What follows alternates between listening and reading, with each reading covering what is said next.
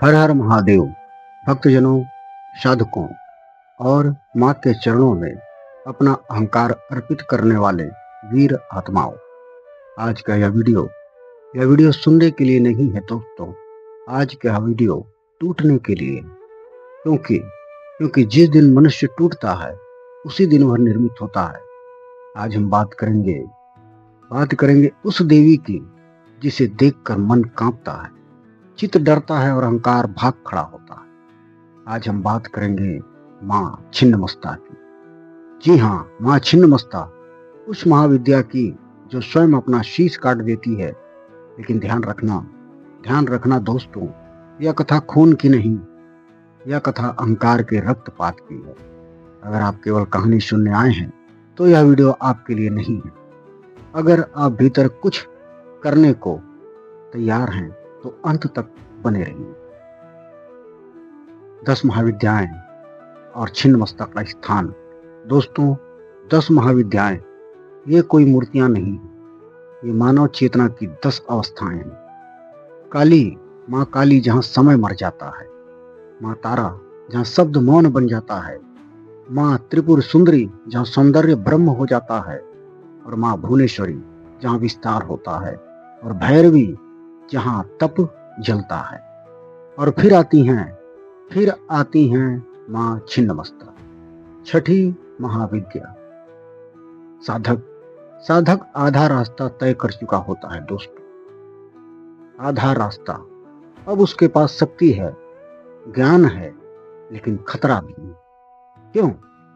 क्योंकि अब अहंकार सूक्ष्म हो चुका है और माँ छिन्नमस्ता उसी सूक्ष्म अहंकार को काटने आती है। इसीलिए उनके हाथ में खड्ग है, इसीलिए उनका शीश कटा है, इसीलिए वे दिगंबरा। अब ध्यान से सुनिए। शास्त्र कहते हैं, जब एक पवित्र नदी का तट माँ महामाया स्नान कर रही थी, उनका मन शिव में लीन था, देश में शांति थी, आकाश मौन था।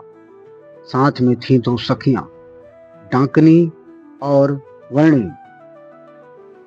अचानक दोनों सखियों को भूख लगा।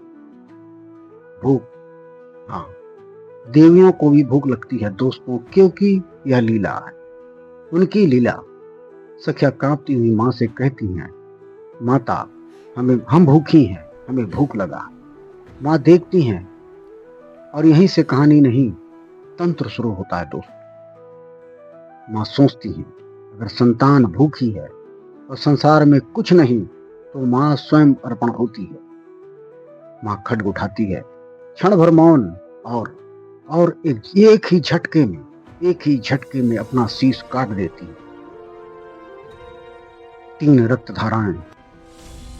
यह दृश्य भयानक है दोस्तों, लेकिन इससे ज्यादा दिव्य। गर्दन से 3 धाराएं, एक स्वयं के मुख में, एक डाकनी को और एक वर्णिनी को। 3 धाराएं क्यों? 3 धाराएं क्यों? क्योंकि यह शरीर नहीं, यह कुंडलिनी विज्ञान है। डाकनी जो है वह इड़ा नाड़ी, वर्णिनी पिंगला नाड़ी और मध्य धारा सुषुम्ना। माँ बता रही है, ऊर्जा बांटो, अपने भीतर भी और बाहर भी। सिर कटता है लेकिन चेतना जीवित रहती है। यही छिन्नमस्ता का संदेश है, जो मरता है वही अमर होता है। अब ध्यान से सुनिए दोस्तों, शीश क्या है? अहंकार। खड्ग क्या है? विवेक। गर्दन क्यों कटी है उनकी? क्योंकि विशुद्धि चक्र, यही सत्य और झूठ टकराते हैं। माँ कहती है, जब तक सिर जुड़ा है तुम मैं हो, तुम मैं, और जब सिर कटता है तुम ब्रह्म हो, ब्रह्म। कुंडलिनी नीचे से ऊपर जाती है, सहस्त्राल खुलता है, इसलिए माँ का रक्त ऊपर की ओर जाता है। यह विपरीत रति है, यह तंत्र है, यह योग है। अब ध्यान रखने वाली बात यह है कि यह मार्ग हर किसी का नहीं है दोस्तों। माँ छिन्नमस्ता वीर साधकों की देवी है। अगर अहंकार छोड़ने को तैयार नहीं तो आप इस मार्ग से दूर रहो। अगर गुरु नहीं तो इस अग्नि में मत कूदो, क्योंकि यह आग जलाती नहीं है दोस्तों, यह आग भस्म कर देती है। लेकिन अगर तुम तैयार हो तो माँ कहती है, आओ अपना शीश मुझे दो, अहंकार रूपी शीश मुझे दे दो, मैं तुम्हें अमर कर दूंगी। माँ छिन्नमस्ता हमें डराने नहीं आती, वे हमें जगाने आती हैं। वे कहती हैं, अपने भीतर जो सबसे प्रिय है वही काटो, वही छोड़ो, और जब वह कटेगा तभी तुम जानोगे कि मैं कौन हूं। दोस्तों, साधकों, जहां देवता भी भयावा हैं लेकिन सत्यपूर्ण, शीशहीन शिव और आत्म बलिदान की देवी। आज का विषय हल्का नहीं है, आज का विषय लोक कथा नहीं है, आज का विषय तंत्र का हृदय। आज हम बात करेंगे कबंध भैरव और मां छिन्नमस्ता, एक शीशहीन शिव और दूसरी शीश छिन्न शक्ति, एक संहार के बाद की चेतना, दूसरी त्याग के क्षण की चेतना। हम जानेंगे क्या दोनों अलग हैं या एक। क्या कबंध भैरव छिन्नमस्ता के पीछे खड़ा सत्य है, और क्यों तंत्र में कहा जाता है छिन्नमस्ता बिना भैरव के अधूरी है और कबंध भैरव बिना शक्ति के 100 के समान। दोस्तों, वीडियो में बने रहिएगा। अगर आप केवल सुनने आए हैं तो यहाँ मत रुकिए। अगर आप भीतर से हिलने को तैयार हैं तो आगे मेरी यात्रा में अंत तक बने रहिएगा। कबंध भैरव कौन है? सबसे पहले प्रश्न, कबंध का अर्थ है संस्कृत में कबंध। कबंध का अर्थ है धड़, बिना सिर का शरीर, जिसमें सिर ना हो वह शरीर। कबंध भैरव वह भैरव है जिनका शीश नहीं। आश्चर्य, आपको आश्चर्य लग रहा होगा दोस्तों, लेकिन यह रहस्य है, उनका शीश नहीं है। अब ध्यान दीजिए, भैरव स्वयं शिव का उग्र रूप है, और जब शिव का ही शीश नहीं तो समझ लीजिए दोस्तों कि यह कोई शरीर नहीं, यह अहंकार रहित चेतना, अहंकार रहित चेतना। और इसका शास्त्रीय संकेत है।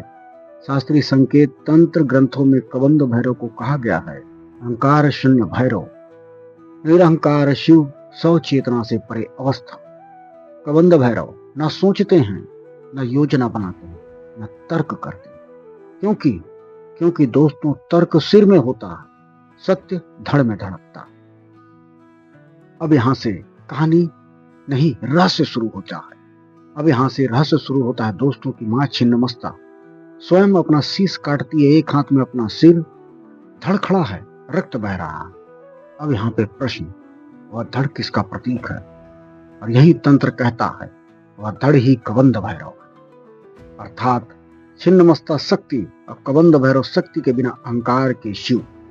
यहाँ शक्ति अपने अहंकार शीश को काटती है, वही शिव अहंकार रहित धड़ बन जाते हैं। इसलिए कुछ गुप्त तांत्रिक परंपराओं में कहा जाता है कि छिन्नमस्ता का धड़ कबंध भैरव का स्वरूप है। यह सबसे बड़ा रहस्य है दोस्तों।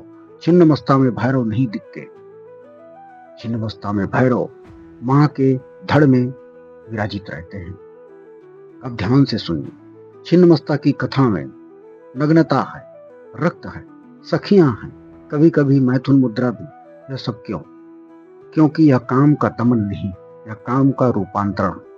कबंध भैरव वह शिव है जो काम से परे हो चुके, लेकिन शक्ति को काम को काटना पड़ता है, इसीलिए शक्ति काटती है। शिव काटे जाने के बाद की स्थिति, कबंध भैरव उस अवस्था के स्वामी हैं जहां वासना मर चुकी है लेकिन ऊर्जा जीवित है। अब सबसे गूढ़ रहस्यमय भाग, 3 धाराएं, छिन्नमस्ता के रक्त की 3 धाराएं, इड़ा, पिंगला, सुषुम्ना।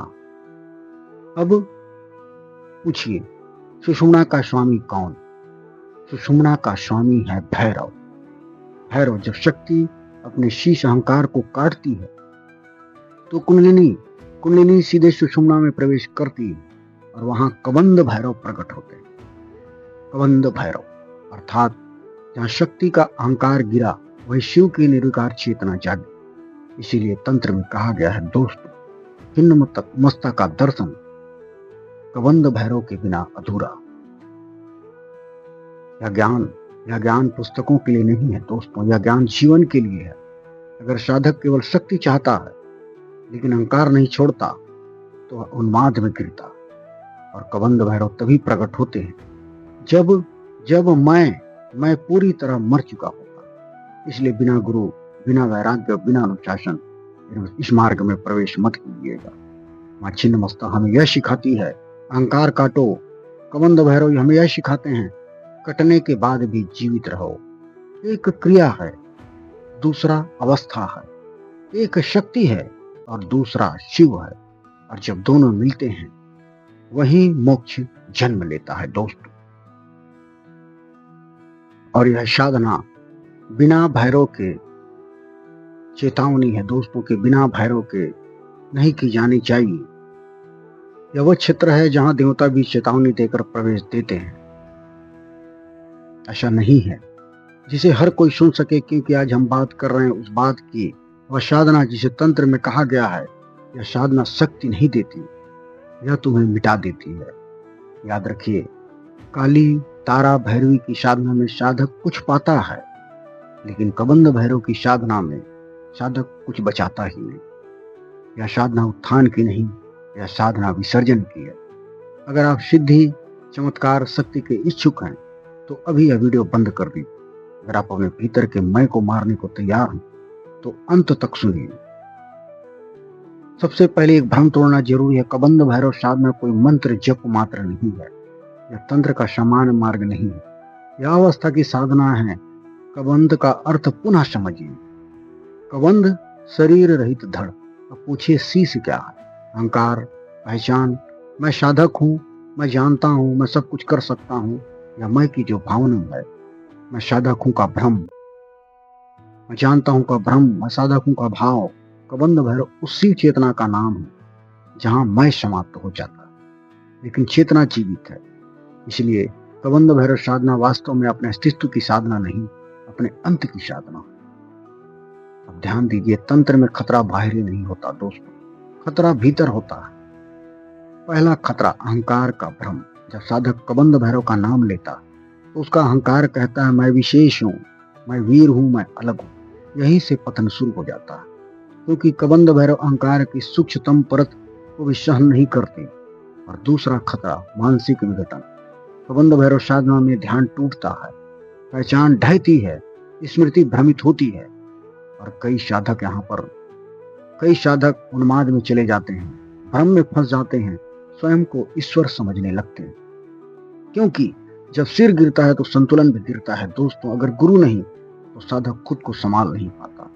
और तीसरा खतरा शक्ति बिना पात्रता। कबंध भैरव ऊर्जा नहीं देते, वे ऊर्जा खोल देते हैं। और अगर साधक भीतर से अशुद्ध है तो वही ऊर्जा उसे जला देती है। और यह अत्यंत गूढ़ रहस्य है। कबंध भैरव कभी अकेले नहीं आते, वे आते हैं छिन्नमस्ता के बाद। क्योंकि छिन्नमस्ता अहंकार काटती है और कबंध भैरव कटने के बाद की अवस्था। और यही 10वीं महाविद्या का रूप है दोस्तों। ये 10 महाविद्या में जहां बाकी भैरव पहले आते हैं, वहां छिन्नमस्ता में भैरव बाद में आते हैं। और अगर साधक में वासना नहीं छोड़ी, काम नहीं साधा, लोभ नहीं त्यागा, तो कबंध भैरव उसके लिए रक्षक नहीं, संहारक बन जाते हैं। क्योंकि इसमें पहले ऊर्जा आती है, फिर उसे संभालने वाले को पुकारा जाता है। इसलिए शास्त्र कहते हैं पहले शक्ति फिर शिव। साधना के प्रभाव दोस्तों, इस साधना में प्रभाव यह होते हैं कि पहचान टूटती है, नाम रूप और पद व्यर्थ लगते हैं, भय समाप्त हो जाता है, मृत्यु का डर चला जाता है, लेकिन साथ ही संसार से वैराग्य, संबंधों से दूरी, मौन की तीव्र चाह। इसलिए यह साधना गृहस्थ के लिए नहीं मानी गई। यह साधना शमशान पथ की है, अकेले की है, एकांत की है। और किन्हें यह साधना नहीं करनी चाहिए, बहुत स्पष्ट कह रहा हूं दोस्तों, बहुत स्पष्ट कि जो सिद्धि चाहता है, जो प्रसिद्धि चाहता है, जो दूसरों पर प्रभाव चाहता है, जो स्वयं को विशेष समझता है, वह इस साधना से दूर रहे। वह खतरनाक हो सकता है। क्योंकि कबंध भैरव तुम्हें कुछ नहीं बनाते, वे तुम्हें कुछ भी नहीं बना देते, कुछ भी नहीं बना देंगे तुम्हें। और दोस्तों, साधकों, भक्तजनों, कबंध भैरव साधना खतरनाक इसलिए नहीं है कि इसमें मृत्यु है। यह खतरनाक इसलिए है क्योंकि इसमें मैं की मृत्यु है, अहंकार की मृत्यु है। और याद रखिए, शरीर की मृत्यु सब सह लेते हैं, अहंकार की मृत्यु बहुत कम सहते हैं। अगर आप तैयार हैं तो यह मार्ग मोक्ष का द्वार है। अगर नहीं तो यही मार्ग पागलपन का द्वार बन सकता है। मिलते हैं फिर अगले वीडियो में। अगर वीडियो पसंद आई हो कमेंट करें, लाइक करें, सब्सक्राइब करें। हर हर महादेव। जय कबंद भैरव, जय मां छिन्न मस्ता।